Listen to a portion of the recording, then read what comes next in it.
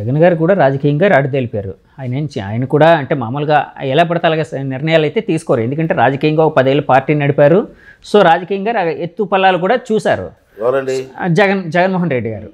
So అలాంటి ఆయన చంద్రబాబు గారిని జైల్లో పెడితే మైలేజ్ వస్తుంది, ఆయనకి సానుభూతి వస్తుంది అనే దాన్ని గ్రహించలేకపోయారా ఎవరు? జగన్మోహన్ రెడ్డి గారు. జగన్మోహన్ రెడ్డికి రాజకీయం తెలిసింది. జగన్మోహన్ రాజకీయం చెప్పండి, ఎవరు చెప్పారు రాజకీయం తెలిసిందండి? భారతదేశంలో జగన్మోహన్ రెడ్డి మీద ఉన్న కేసులు భారతదేశంలో ఏ ముఖ్యమంత్రి మీద ఉన్నాయా? అటువంటి దౌర్భాగ్యం అండి వీళ్ళు. నేను చెప్పింది కాదు, సిబిఐ ఇచ్చిన రిపోర్ట్ ఇది. ఓకే, ఎన్ని కేసులు ఉన్నాయో? ఎన్ని ఉన్నాయి sir? CBI case 13, ED case 9, ఇతర కేసులు 8, మొత్తం 31 కేసులు సిబిఐ ఇచ్చిన రిపోర్ట్. భారతదేశంలో ఏ ముఖ్యమంత్రి మీద ఇన్ని కేసులు ఉన్నాయండి? ఇది రాజకీయ నాయకుడు అండి? రాజకీయ నాయకుడు కాదు, దోపిడీ దొంగ.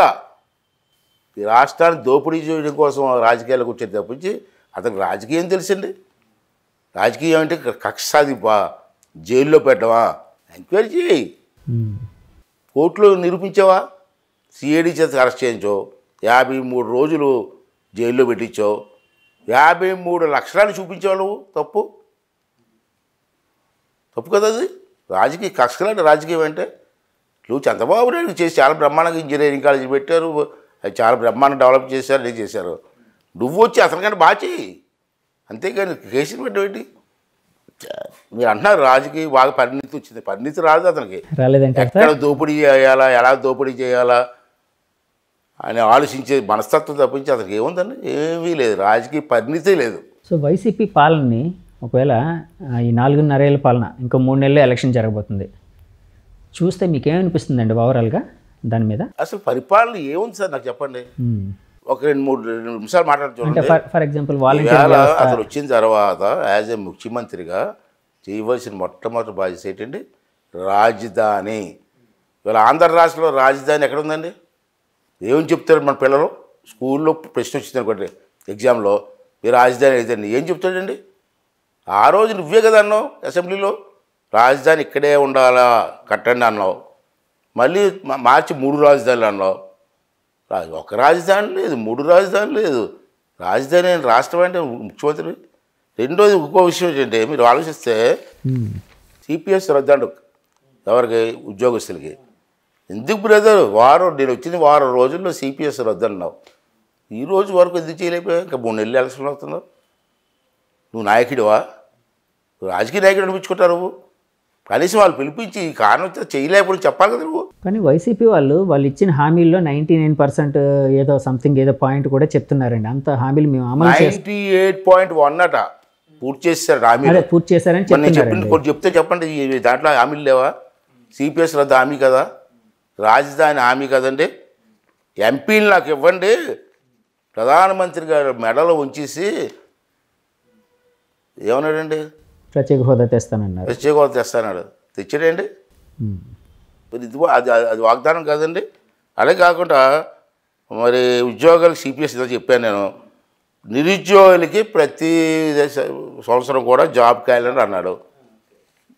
ఇప్పుడు వచ్చి ఒకటాన్ని చేసావా? అది హామీ కదా. వాలంటీర్ వ్యవస్థని మరి ఉద్యోగంగా చూడరా సార్ మీరు? అంటే వాళ్ళు చెప్తూ ఉంటారు, అంటే మేము 1,00,000 మంది సంథింగ్ ఎంతమంది నాకు ఐడియా లేదు నెంబరు, అంతమందికి మేము ఉద్యోగ కల్పన చేసామని చెప్తూ ఉంటారండి వాళ్ళు. దాన్ని మీరు వాలంటీర్ వ్యవస్థ టెంపరీ వ్యవస్థ అండి. అది ఎంత ఇస్తున్నావు జీతం నువ్వు? టెంపరీ వ్యవస్థ అది. జాబ్ క్యాలెండర్ రిలీజ్ చేస్తాను, చదువుకున్న కుర్రవాళ్ళకి జాబ్ క్యాలెండర్ రిలీజ్ చేస్తాను, 2,30,000 మందికి ఉద్యోగాలు ఇస్తానని చెప్పి ఆ రోజు మాట ఇచ్చావు కదా, ఎందుకు చేయలేకపోయావు? మరి ఇవన్నీ కూడా ఒకసారి ఆలోచించాలి. ప్రతి సంవత్సరం కూడా 6,500 కానిస్టేబుల్ పోటీ తీస్తాను మాట ఇచ్చే పోలీసులకి ప్రతి సంవత్సరం. ఒకటని తీసావా? ఇప్పుడు వచ్చి చేయలేదే, మరి వాగ్దానం కాదండి. అలా కాక పెన్షన్ 3,000 ఇస్తా అన్నాడు, ఎంత మోసం చేసేది. జనవరి నుంచి పెట్టినట్టున్నారు కదా సార్. అలా కాదు సార్, గెలిచిన దగ్గర నుంచి 3,000 ఇవ్వాలి కదా. లాస్ట్ 3 నెలలు ఇస్తారు 3,000 అండి. మొదటి సంవత్సరం 250 పెంచాడు, రెండో సంవత్సరం 250 పెంచాడు, 3వ సంవత్సరం 250 పెంచాడు. ఇలా సంవత్సరం పెంచడం వల్ల ఎంత లాస్ తెలుసండి మీకు? లాస్ అంటే ఎలాగండి? అంటే ఆ వ్యక్తికి వచ్చేది మరి ఫస్ట్ నెల ఇచ్చి కూడా 3,000 ఇవ్వాలి కదండి. అదే ఓకే. 3,000 ఇవ్వలేదు, మొదటి సంవత్సరం అంతా 250 పెంచాడు. 2,250 ఇచ్చారు. 200 మళ్ళీ రెండో సంవత్సరం వచ్చేటప్పుడు ఇంకో 250 పెంచాడు. 2,500 ఇచ్చారు. అలా పెంచుకుని రావడం వల్ల ఒక్కొక్కడికి ఎంత లాస్ తెలుసా? ఒక్కొక్కడికి నా లెక్క ప్రకారంగా 25,250 రూపాయలు నష్టం ఒక్కొక్కడికి. 25,250 రూపాయలు నష్టం. అంటే అర్హులకి యాక్చువల్గా 22,500 కూడా కంప్లీట్ 3,000 చొప్పున ఇస్తే అంతేది. అది ఇవ్వకపోవడం వల్ల ఈ విధంగా అయ్యింది అంటారు, అంతేనండి? అది మోసం కదా? మోసం కదా చెప్పండి. ఇలాగ అన్నీ మోసం చేసుకొచ్చాడండి ఈవేళ. ఇంకోటి ఏంటండి, నేను వచ్చిన వెంటనే మద్యపానం నిషేధం ఉన్నాడండి. వచ్చిన నెల రోజుల్లో సంవత్సరానికి తీసేస్తానని చెప్పాడు ఆడవాళ్ళందరికీ కూడా, మహిళలందరికీ. ఈవేళ మద్యపానం మీద అప్పు తెచ్చాడండి. ఈవేళ షాపుల మీద, బ్రాంచీ షాపులు అప్పు తేయడం అప్పుడు చూసాడు రాజకీయాల్లో. ఎంత తెచ్చాడండి? 8,300 కోట్లు అప్పు తెచ్చాడు. ఎంతకండి? 9.62% వడ్డీకి తెచ్చాడు బ్రాంచీ షాపుల మీద. భూముల మీదో ఎక్కడ మనం అప్పు తెస్తాం, బ్రాంచీ షాపుల మీద. ఎన్ని సంవత్సరాలకు అప్పు తెచ్చాడండి? 25 సంవత్సరాలకు అప్పు తెచ్చాడండి. 3 నెలలు పోతా కదా నువ్వు. అంటే 25 ఏళ్ళు గవర్నమెంట్ వడ్డీ కడుతూ ఉండాలి కదండి, అంతేనండి? అప్పు తీర్చాలా? అప్పు తీర్చాలి, వడ్డీ కట్టాలి. అంతే, అప్పు తీర్చాలి కదండి, వడ్డీ కట్టాలా? ఈ పదవీ కాలం 5 సంవత్సరాలు కదండి. 25 సంవత్సరాలు అప్పు ఎలా చేస్తారు సార్? అంటే వచ్చి ముఖ్యమంత్రి ఎవడో ఆడగట్టుకుంటాడనే. 30 ఏళ్ళు ముఖ్యమంత్రి అన్నారు కదా సార్, ఆ కాన్ఫిడెన్స్ అంచుకోవచ్చు కదా. కాన్ఫిడెన్స్ బ్రాంచీ షాపులు తప్పేడు సార్, దుర్మార్గారు. బ్రాంచీ షాపులు తప్పేడు సార్. ఈవేళ అతను చేసిన అప్పు ఆంధ్ర రాష్ట్రంలో రోజుకి 80 కోట్లు వడ్డీ అవుతుంది తెలుసా మీకు? రోజు లెక్క చేస్తే చిన్న విషయం అండి 80 కోట్లు. మరి ఏం చేసావు? ఎన్ని కూడా సరదా 45 సంవత్సరాలకి పెన్షన్ అన్నావు, నో. సన్న బియ్యం వస్తాడు గుడిశెట్టి ఎవరు నాన్నగారు మంత్రిగా ఉన్నప్పుడు, కొడాలి నాన్నగారు అండి, సన్న బియ్యం వస్తాడు, ఇచ్చాడండి. అది హామీ కదండి. తర్వాత అందరికీ కూడా 4,80,000 పెన్షన్ తీసేసాడండి. ఉన్న వాళ్ళకి మోటార్ సైకిల్ ఉందనో, కారు ఉందనో, ఇది ఉందనో అది వచ్చేసి మొత్తం 4,80,000 మంది పెన్షన్ తీసి పారేశాడు. మరి ఇదే హామీ కదండి. తర్వాత ఇక్కడ చూస్తే అమ్మ ఒడి ఇవన్నీ కూడా మోసం తీసుకొచ్చాడు. విశాఖపట్నం మన విశాఖపట్నం తీసుకుందాం. విశాఖపట్నంలో 123 ఎకరాలు తాకట్టు పెట్టి 25,000 కోట్లు అప్పు తెచ్చాడు తెలుసా ఈ విశాఖపట్నం మేధావులకి? 123 ఎకరాలు అండి. ఎక్కడ సార్? ఎక్కడెక్కడ ఉన్నాయి? నా దగ్గర లిస్టు ఉన్నాయి, చాలా పెద్ద లిస్ట్ ఉంది నా దగ్గర. 25,000 కోట్లు దేనికోసం తెచ్చి ఉంటారు సార్? విశాఖపట్నం అభివృద్ధి కోసం ఖర్చు పెట్టాలా? ఏం అభివృద్ధి చేసాడండి? ఏం అభివృద్ధి చేసి చెప్పండి. మరి రైల్వే జోన్ అన్నాడు. Railway zone railway zone central దగ్గర సార్. సెంట్రల్ అది బాధ్యత చెప్పండి ఒకసారి మీరు. చేస్తే నేను సెంట్రల్ గవర్నమెంట్ పార్లమెంట్ ఏం చెప్పారు? మేము ఇవ్వడానికి రెడీగా ఉన్నాం, 20 ఎకరాల స్థలం ఇవ్వమంటే ఇవ్వట్లేదు Jaganmohan Reddy central minister parliament అన్నాడు. అది హామీ కదా. సరే, స్టీల్ ప్లాంట్ వ్యవహారం ఉంది, సెంట్రల్ది అంటారు మీరు వాళ్ళని. స్టీల్ ప్లాంట్ వ్యవహారంలో యాజ్ ఏ ముఖ్యమంత్రిగా ప్రధానమంత్రి దగ్గరికి వెళ్ళి ఎట్టి పరిస్థితులు చేయడానికి వీలేదని ఎప్పుడైనా ఒక్కసారి మాట్లాడేవాళ్ళు? సార్, స్టీల్ ప్లాంట్ విషయం అంటున్నారు కాబట్టి అడుగుతున్నాను. ఎందుకంటే స్టీల్ ప్లాంట్ విషయంలో ప్రతి పార్టీ కూడా కప్పదాటు గంతులే వేసింది. అంటే ఎవరికి వాళ్ళ రాజకీయ లబ్ధి కోసం, లేకపోతే వాళ్ళకి ఇబ్బంది కలగకుండా ఉండడం కోసం వాళ్ళ గేమ్ అనేది ఆడుతూ ఉన్నారని సామాన్య ప్రజల్లో అయితే ఒక ఆరోపణ అయితే, ఒక అభిప్రాయం అయితే ఉంది. అది కూడా తప్పంటారు. మిగతా పార్టీలకి ప్రధానమంత్రి గారిని కలిసే అవకాశాలు లేవు. ఇప్పుడు ఎన్నిసార్లు 18 సార్లు వెళ్ళిపోయి ఫ్లైట్లు, ఫస్ట్ ఫ్లైట్లో ప్రధానమంత్రి గారు వెళ్ళిపోయి మాట్లాడుతూ లోపలికి తలుపులు వేసుకుంటారు. లోపల ఏం మాట్లాడతారు ఎవరికి తెలీదు, బయటకు వచ్చేస్తావు. మరి వెళ్ళినప్పుడు నీకు అవకాశం ఉన్నప్పుడు ఒకసారి స్టీల్ ప్లాంట్ తప్పు సార్, అలా చెయ్యొచ్చు సార్ ఎప్పుడో అడిగావా? బయటకు వచ్చి ప్రెస్కి చెప్పావా? కాదు సార్, మీరే అన్నారు తలుపులు వేసుకొని మాట్లాడతారు అని. అంటే ఇప్పుడు ఎవరైనా మాట్లాడతారు అలాగే. అంటే కాదు సార్, మీడియాని అలౌ చేయరు కదా సార్. అంటే వాళ్ళు మాట్లాడుకునేది మీడియాకి లీక్ అవ్వకూడదన్న దాంతో మాట్లాడుతుంటారు. మీడియా లోపల రానివారు సార్. మాట్లాడిన తర్వాత బయటకు వచ్చిన తర్వాత మీడియా పాయింట్లు నుంచొని నేను ప్రధానమంత్రి గారితో పలానా పాయింట్ మాట్లాడాను అని చెప్పాలా సీఎం గారు. తలుపులు ఎందుకు వేసుకుంటారండి? మేము ప్రధానమంత్రి చాలాసార్లు వెళ్ళాం, తలుపులు వేసుకోం, తలుపులు తీసే ఉంటాయి, గదిలో కూర్చొని మాట్లాడతాం. బయటకు వచ్చిన తర్వాత ప్రధానమంత్రికి కలిసాం, ఈ ఇష్యూ అడిగాం, ఇది చేస్తా అన్నారు, ఇది చేయను అన్నారు, ఏదో చెప్తాం.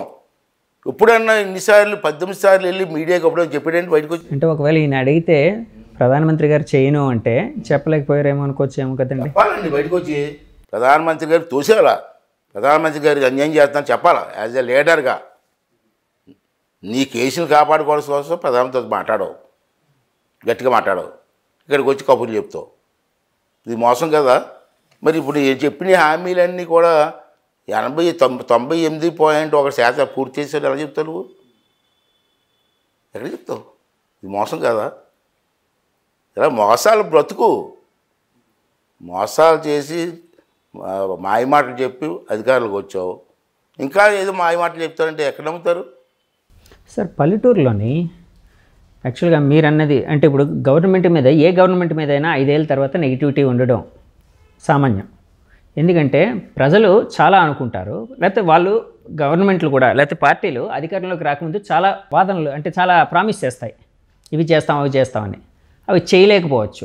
సో నెగిటివిటీ అనేది వస్తూ ఉంటుంది. ఇలాంటి నెగిటివిటీ వైసీపీ గవర్నమెంట్ కూడా మీద కూడా ఉంది అని బయట అయితే వినిపిస్తుంది. సరే అది ఓకే అనుకుందాం. కానీ వైసీపీ గవర్నమెంట్ మీద వినిపిస్తున్న నెగిటివిటీ అనేది గ్రామాల్లో ఉందా? ఎందుకంటే గ్రామంలో ఎక్కడికి వెళ్ళినా కూడా, ఏ గ్రామానికి వెళ్ళినా కూడా మాకు వైసీపీ గవర్నమెంట్ ఇది ఇచ్చింది అది ఇచ్చింది కాబట్టి మాకు అంతా బాగుంది అన్నట్టు చెబుతున్నారని చెప్పి చాలాసార్లు వినిపిస్తూ ఉంటుందండి. దాన్ని ఎలా చూస్తారు? ఎందుకంటే మీరు గ్రామీణ నేపథ్యం కాబట్టి. చాలా మంచి పాయింట్ వేశారండి. ప్రజలకు హామీలు ఇస్తే కదండి ఆశపడుతున్నారు.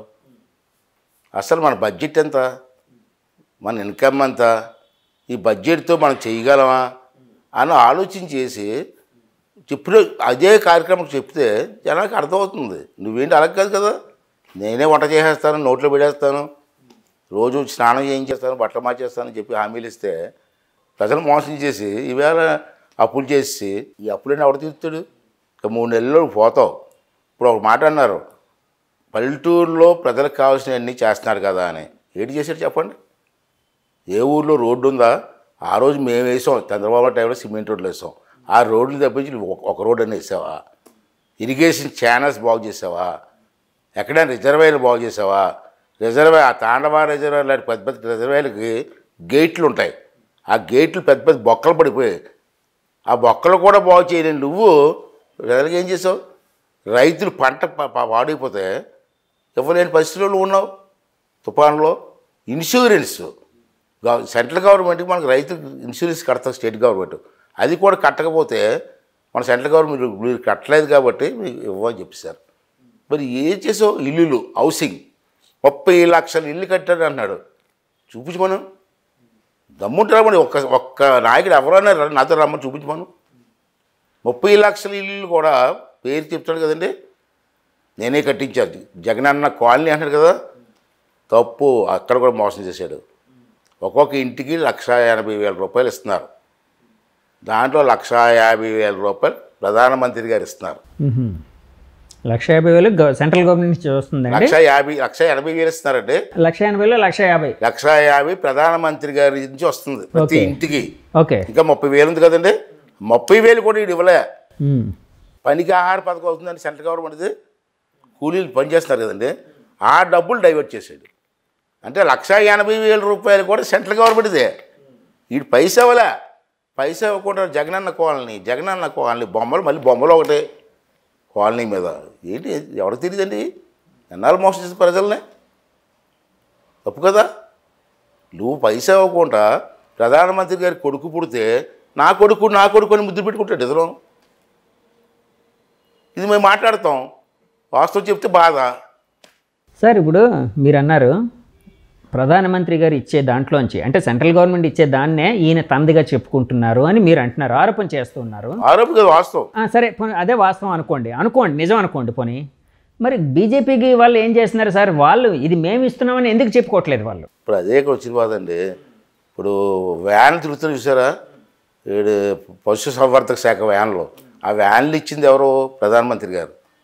దాని మీద ప్రధానమంత్రి బొమ్మ లేకుండా ఈడు బొమ్మలు వేసేసుకున్నాడు. అప్పుడు మళ్ళీ వాళ్ళు చూసి దేంటి వ్యాన్ మీద మా బొమ్మలు లేవంటే మళ్ళీ మార్చారు ఈ స్కీమ్.